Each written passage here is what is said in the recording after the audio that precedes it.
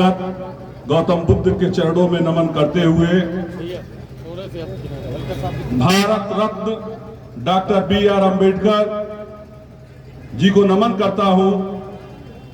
DS4 बामसेव Bahujan Samaj party के संस्थापक मान्यवर काशीराम जी को श्रद्धांजलि अर्पित करते हुए चार बार रही मुख्यमंत्री, हमारी मुखिया, संसद की शेरनी, आयरन लेडी बहन मायावती जी की लंबी उम्र की कामना करते हुए हमारे पार्टी के महासचिव, हम लोगों के गार्जियन श्री सतीश चंद्र मिश्रा जी की उम्र की लंबी कामना करते हुए यहां मंच पर उपस्थित विनोद कुमार पांडे जी उर्फ भोराई बाबा, राजन मिश्रा, कृष्ण प्रकाश पांडे जी, इंद्रजीत पांडे जी, दिनेश पांडे जी, मनोज शुक्ला जी, आलोक शुक्ला जी, वेद प्रकाश पांडे जी, हरिनंदन जी,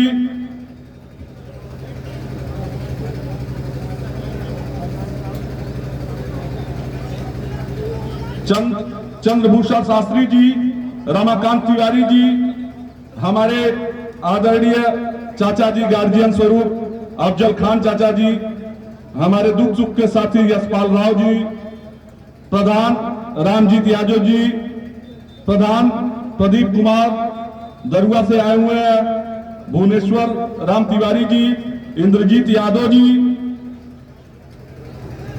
मावी हसन जी, व्यास मुनि शुक्ला जी जो हमारे चाचा हैं, यहां भी आशीर्वाद देते रहते हैं और शहर वाले मकान के बगल में भी आपका घर है और इनका लड़का मेरा मित्र है।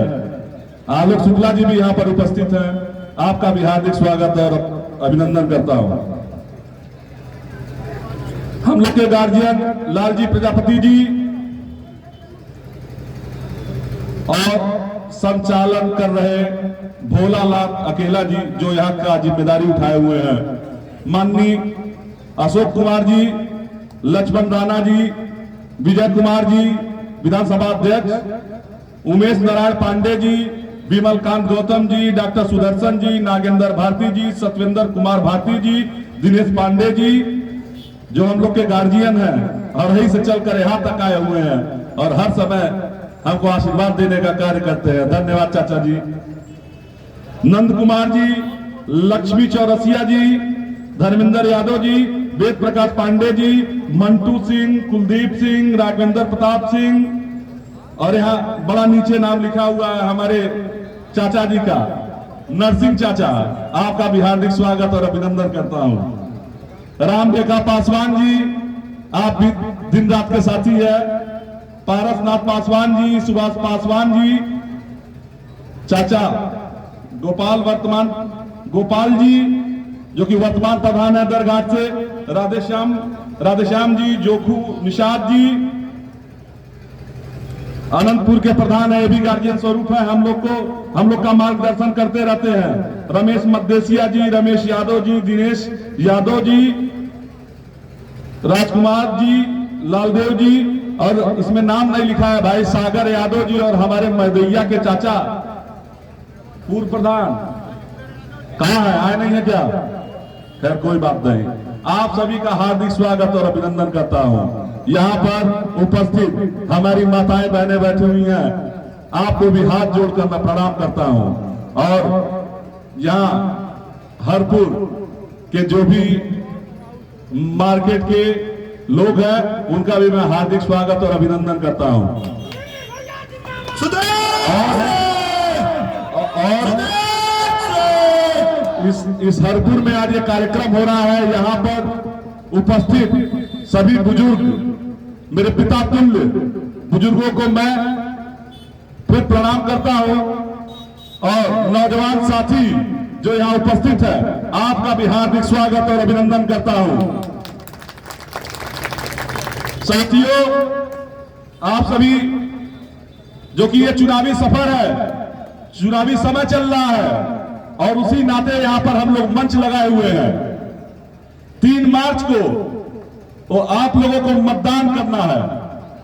यहां पर अत्यधिक लोग ब्राह्मण समाज के लोग भी हैं, सैथवार समाज के लोग भी हैं, और हम लोग, हमारी पार्टियां सर समाज के बारे में बात करती है, मगर मैं आप लोग का ध्यान केंद्रित करता हूं, जो ब्राह्मण समाज के लोग हैं, आप लोगों का ध्यान मैं थोड़ा सा केंद्रित करना चाहता हूं, क्योंकि बहुत अच्छी संख्या में यहां पर ब्राह्मण समाज के लोग भी आए हुए हैं।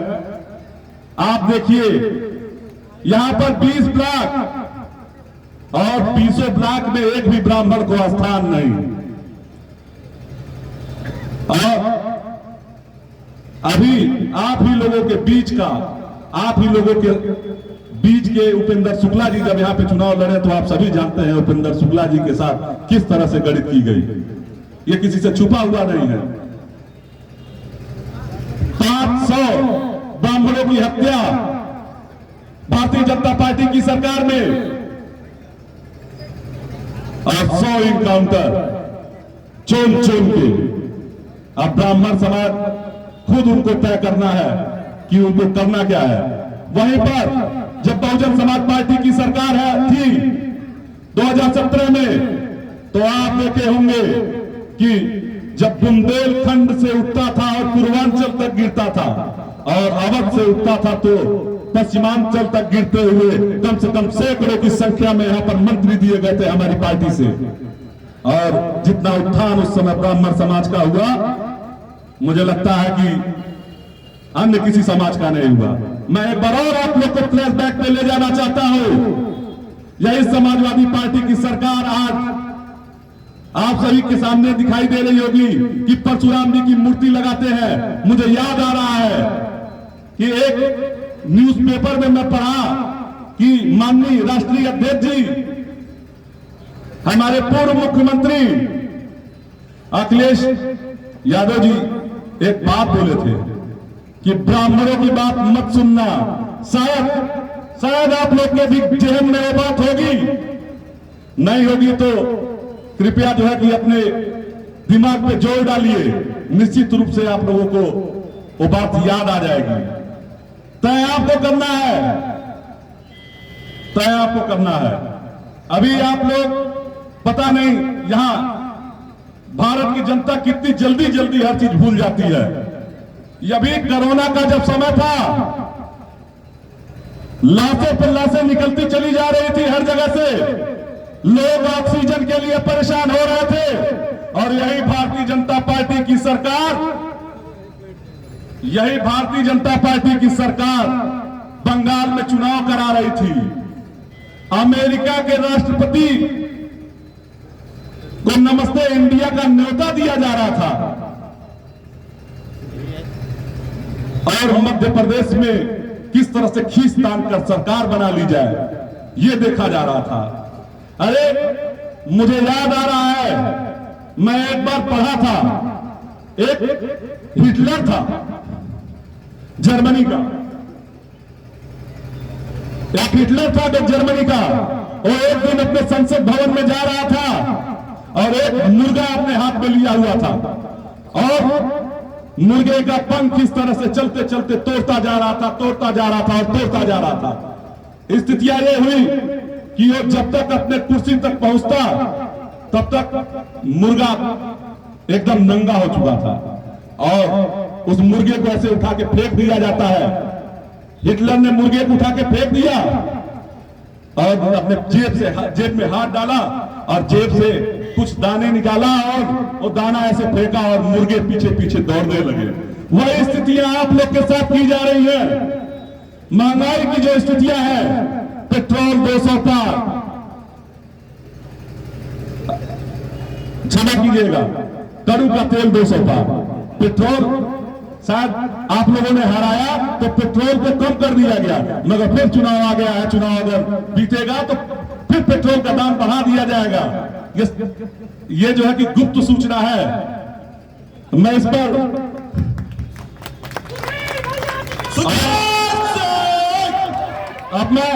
अब मैं आऊंगा अपने क्षेत्र पे। आप देखे होंगे कि हमारे तरफ से एक अजगर आ रहा है,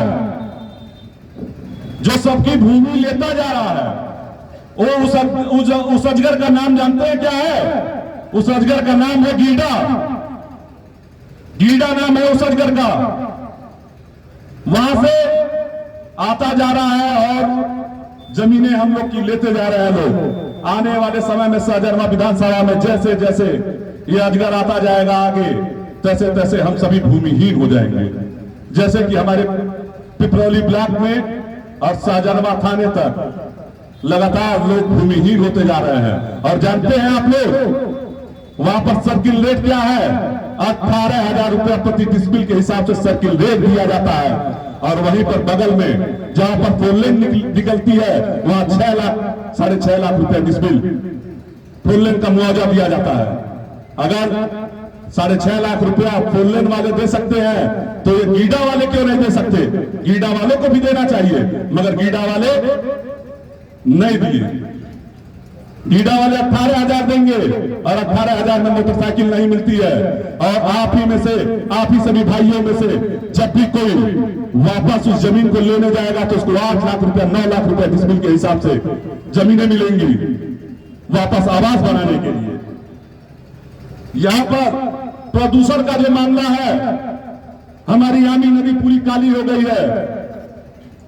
आमी नदी अगर काली हो गई है तो ये जो यहाँ पे फैक्ट्रियां लग रही हैं, जो गीडा में जमीनें ली जा रही हैं, उससे हमारा सीना भी खराब हो रहा है। अगर आमी नदी दूषित हो सकता है तो हमारा सीना नहीं दूषित हो सकता है। मगर जमीनें हमारी ले रहे हो, प्रदूषण हम झेल रहे हैं, मगर रोजगार की बात कर दी जाए तो यहां के फैक्ट्री मालिक 35 किलोमीटर के अंदर के लोगों को रखते रही है। और इस लड़ाई को लड़ने वाला कोई नहीं है। 35 किलोमीटर के अंदर किसी को रखा नहीं जाता है, और रखा भी जाता है तो 12-12 घंटा ड्यूटी कराकर 7,500 रुपए का पेमेंट दिया जाता है। और इसमें कामयाब कैसे होते हैं जानते हैं आप लोग? एक ठेकेदार को खड़ा किया जाता है और उस ठेकेदार से कहा जाता है कि एक काम करो, जाओ, जो मोदी जी की नीति है प्राइवेटाइजेशन करने वाला, वही नीति को ये लोग अपना रहे हैं।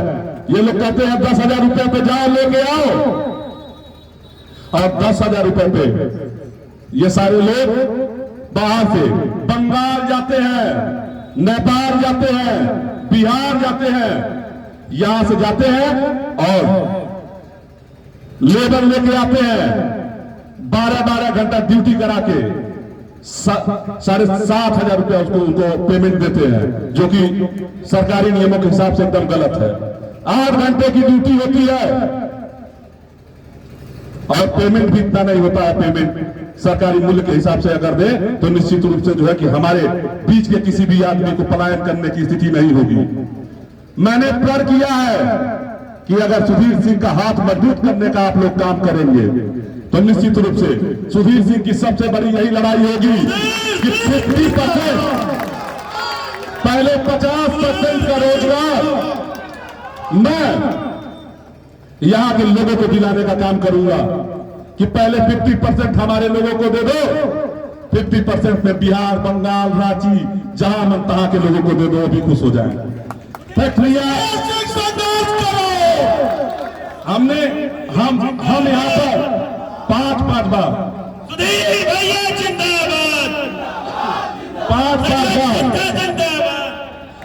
5 बार जब से होश मैंने संभाला है तब से 5 बार मैंने यहाँ पर विधायक देखा। और निश्चित रूप से जो है कि हर समय विधायक बदल दिया जाता है। क्यों बदल दिया जाता है? कभी कोई जमीनी मुद्दे पे काम ही नहीं करता। मुझे याद है एक विधायक थे जो कि चुनाव जीते, उसके बाद वो कहां चले गए हमको बोलने की जरूरत नहीं है। आप ही लोगों ने जिताया था।